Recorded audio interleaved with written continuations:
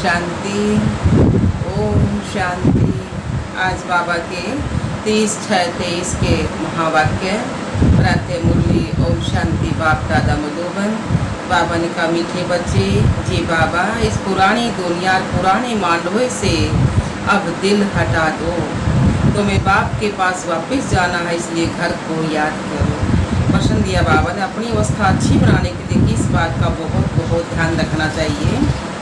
उत्तर दिया बाबा ने, भोजन का। सेंसिबल बच्चे अपने हाथ से योग में रहकर भोजन बनाएंगे और खाएंगे। अगर कोई बाबा को याद कर प्रेम से बैठ भोजन बनाए खाए तो अवस्था बहुत अच्छी हो सकती है। बाबा की याद में भोजन बनाएंगे तो बाबा भी वासना लेंगे। सर्विसफुल बच्चों को बहुत फुर्त बनना चाहिए।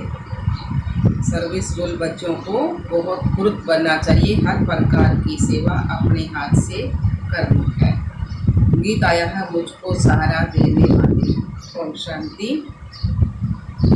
बच्चों प्रति बाप बैठ समझाते हैं। बच्चे जानते हैं हम आत्माएं परम पिता परमात्मा बाप से सुन रही है। आगे सत्संगों में तुम ऐसे नहीं समझते थे कि हम आत्माएं परम पिता परमात्मा से सुन रही हैं। यहाँ बच्चे बाप के और बाप बच्चों के सम्मुख है। बाप निराकार है और आत्मा भी निराकार है ना। इतने ढेर के ढेर बच्चे हैं, ये बाप बगैर और कोई कह ना सके। जो बाप के सम्मुख ब्राह्मण ब्राह्मणियां हैं, उनको ही बाप बैठ समझाते हैं। तुम जानते हो इस समय सब बाप आत्माएं हैं। यह कोई पुण्य आत्माओं की दुनिया नहीं है।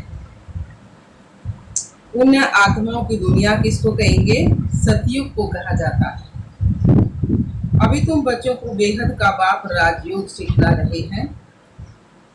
अब बाप कहते हैं इस पुरानी दुनिया से देह सहित जो कुछ है उनको भूलना है, उनसे वैराग्य आना चाहिए। यह है बेहद का वैराग्य। तुमको कोई जंगल में नहीं जाना है, रहना घर व्यवहार में ही है, परंतु इस पुरानी दुनिया से दिल नहीं लगानी है। यह कलयुग का मांडवा है। इस मांडवे में जो सतयुग था वो देवी देवताओं का राज्य था, उनका पारण भक्ता था। अब यह मांडवा पुराना हो गया है। पुण्य आत्माओं की दुनिया सतयुग को कहा जाता है।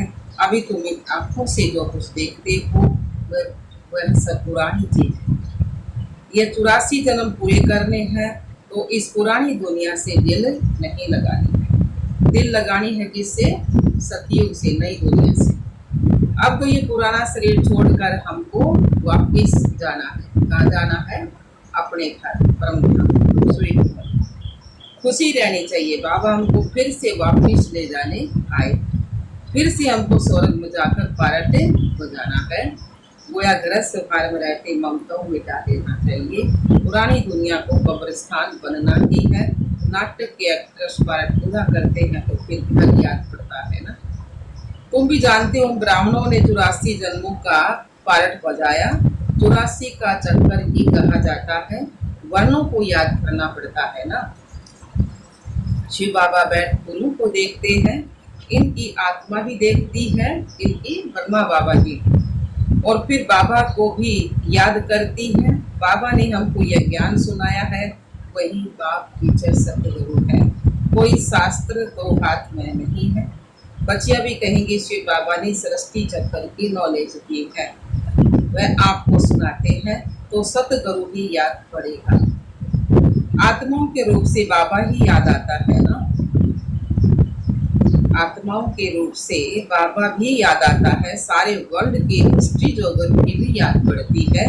यह भी जानते हो वहाँ हम आत्माएं नंगी रहती हैं। नंगी कैसे? बगैर शरीर के। परम धाम में आत्मा रहेगी ना, बस शरीर तो नीचे आकर मिलेगा। बाप तो सदैव अशरीरी है।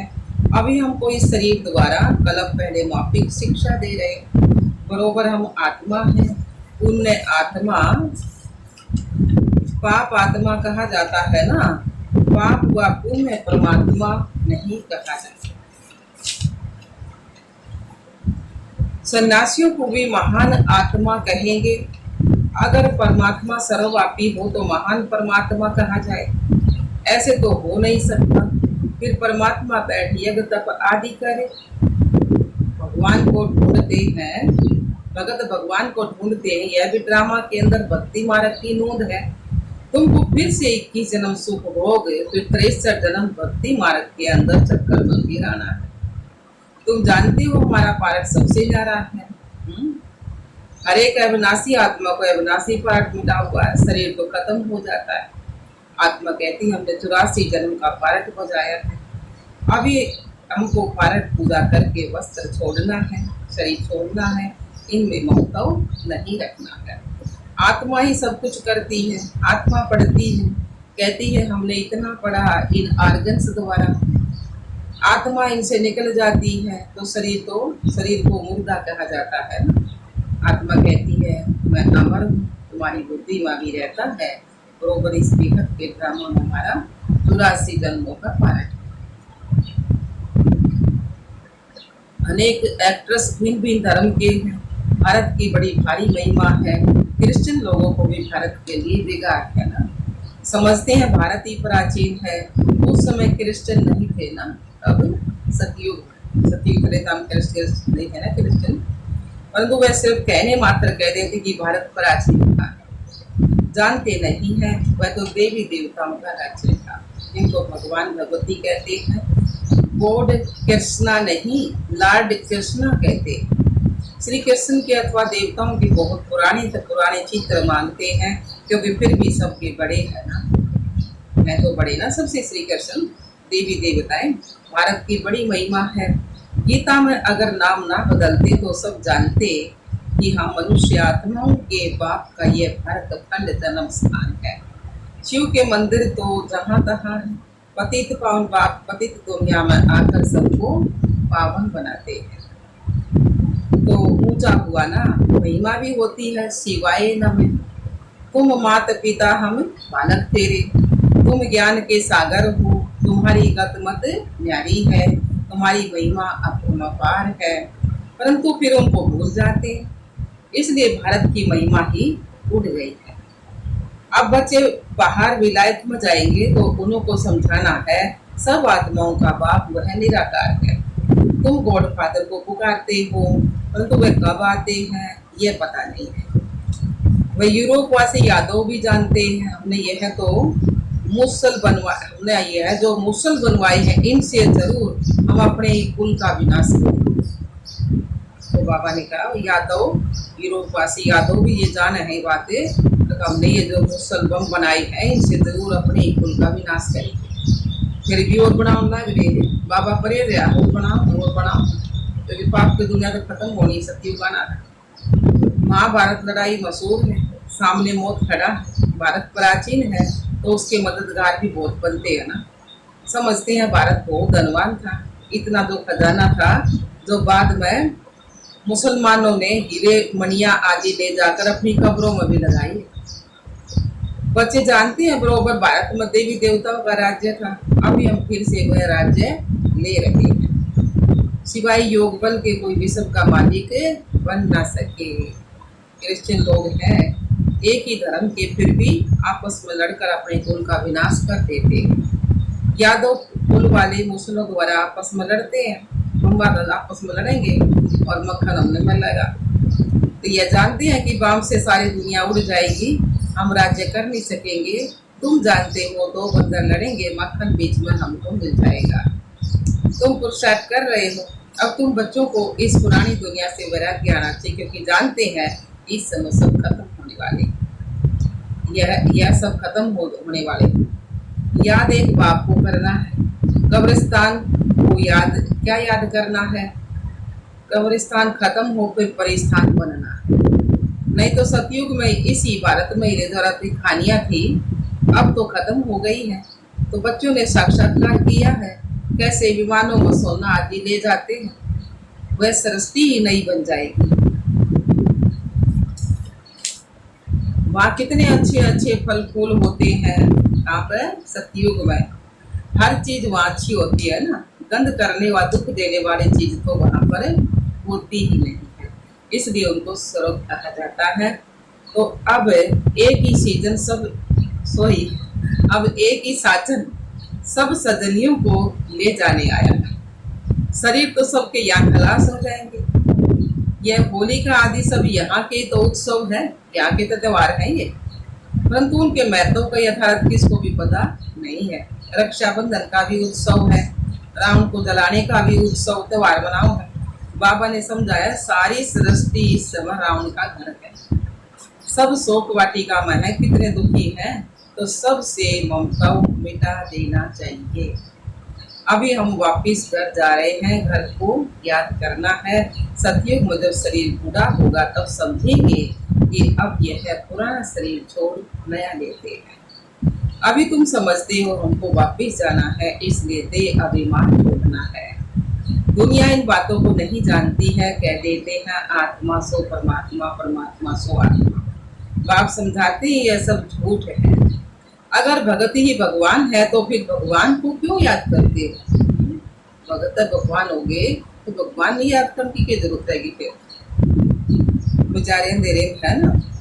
तो पतित पावन तो एक निराकार बाप गया हुआ है। कहते हैं मुझे पतित दुनिया में आना पड़ता है, फिर इनको और तुम बच्चों को पावन बनाता हूँ, सारी दुनिया को पावन बनाकर वापिस ले जाता हूँ।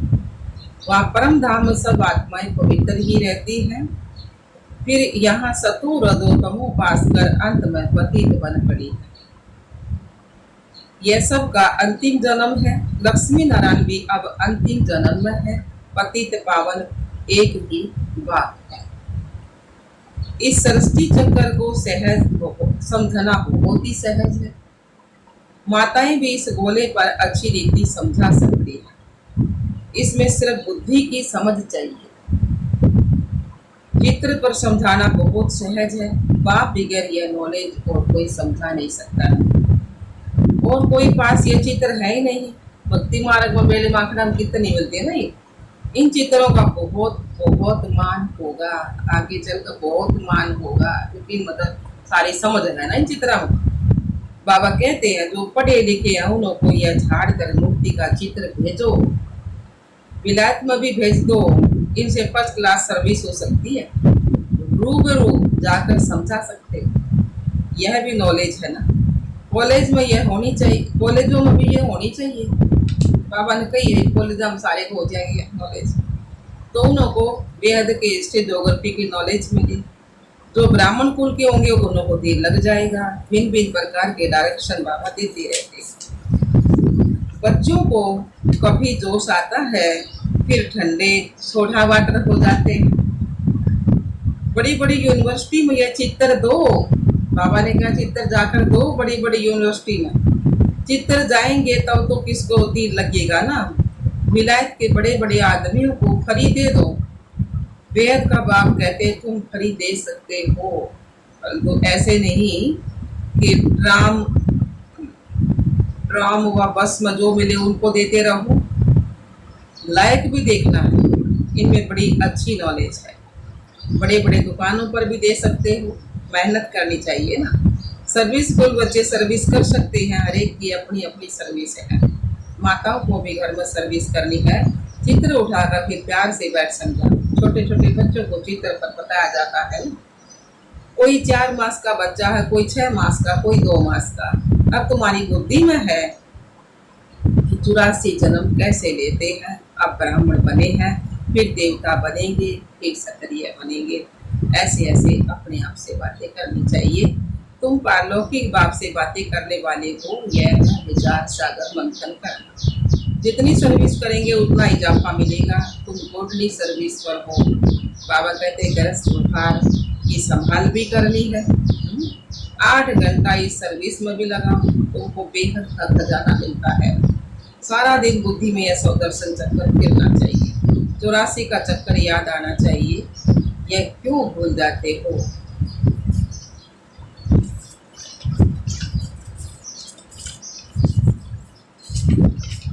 तो बाबा ने कहा जितना सिमरन करेंगे उतना बाप के गले का हार बनेंगे, फिर विष्णु के गले का हार बनेंगे। घड़ी घड़ी बच्चों को समझाया जाता है यहाँ धारणा अच्छी होगी, क्योंकि यहाँ कोई मित्र संबंधी आदि तो नहीं है। सर्विस फुल वह जो सारा दिन सर्विस में लगा रहे।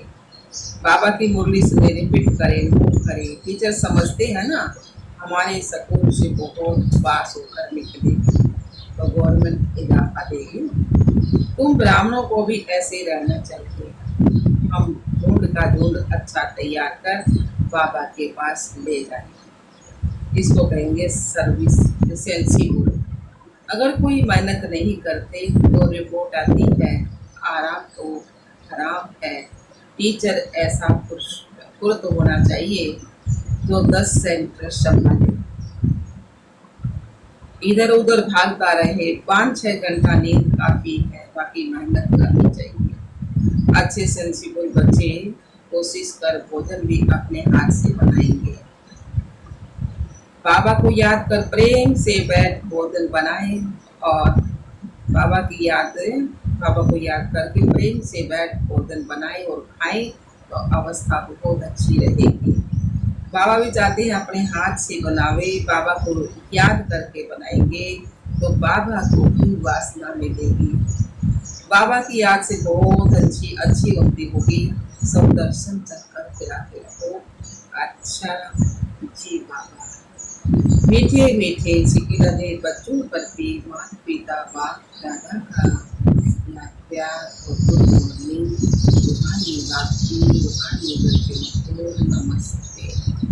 हम रूहानी बच्चों की रूहानी बाप दादा को याद प्यार गुड मॉर्निंग नमस्ते नमस्ते नमस्ते।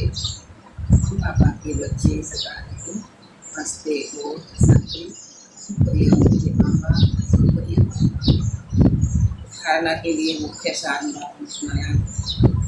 अपने आप से व पारलौकिक बाप से बातें कर विचार सागर मंथन व बुद्धि को बिजी रखना है। सब दर्शन चक्रधारी बनना है। दूसरा पॉइंट अभी हम वापिस कर जा रहे हैं। यह शोक वाटिका है, इससे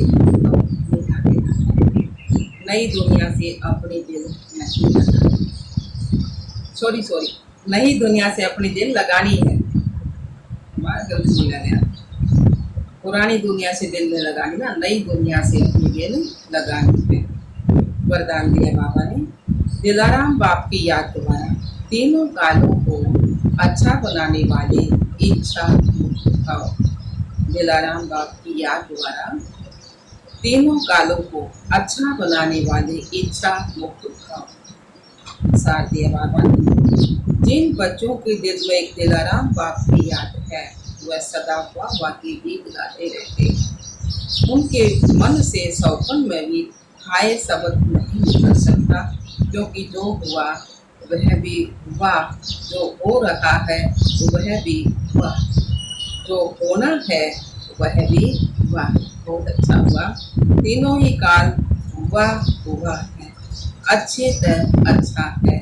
जहाँ सब अच्छा है वहाँ कोई इच्छा उत्पन्न नहीं हो सकती, क्योंकि अच्छा तब कहेंगे जब सब प्राप्ति संपन्न बनना ही इच्छा मुक्त बनना है।